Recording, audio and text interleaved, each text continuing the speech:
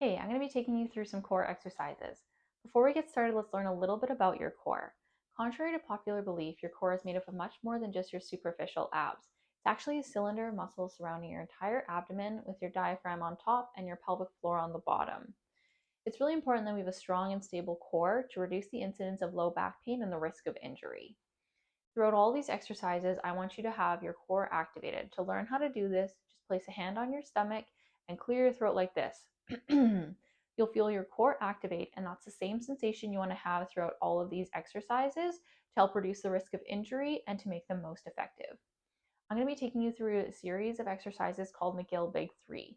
For each of these exercises, I want you to hold the position for 2 to 3 seconds, and I want you to complete it on either side 2 to 3 times, and working up to completing 5 to 8 times on each side, but start with just 2 to 3 to start.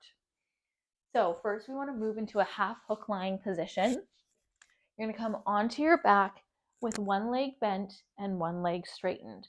You're going to place your hands under your low back, pushing your low back into those hands, and then pushing your elbows into the ground, lifting your chest off the ground by 2 to 3 inches and holding for those 2 to 3 seconds, coming back down. You want to make sure that your chin is not jutting too far forward, but is tucked back and lifted up.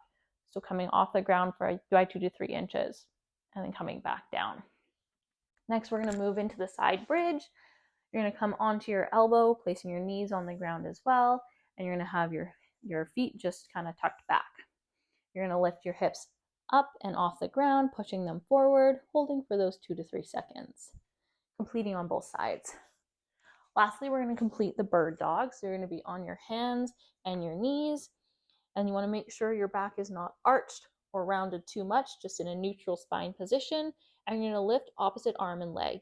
So lift one arm up, lift that opposite leg back, and you want to make sure that your pelvis isn't dipping or tipping either way. You want to come back down and lift opposite arm and leg from that. Holding for those 2 to 3 seconds again on each side, completing 2 to 3 times on each side. For all these exercises, we want to complete them about every other day or about 3 times a week. I hope these exercises are helpful. Let me know if you have any questions.